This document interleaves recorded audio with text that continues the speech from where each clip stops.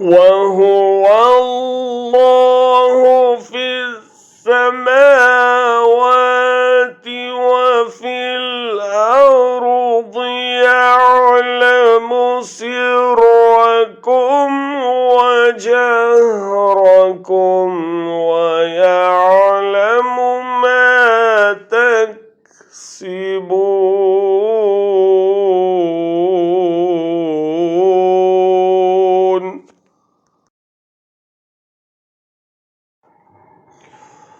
وهو الله في السماوات وفي الأرض يعلم سركم وجهركم ويعلم ما تكسبون.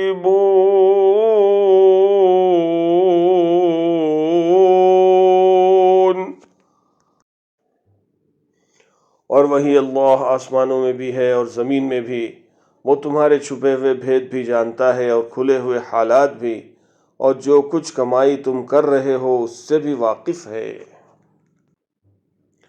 And He is Allah, the only deity in the heavens, the earth. He knows your secret and what you make public, and He knows that which you earn.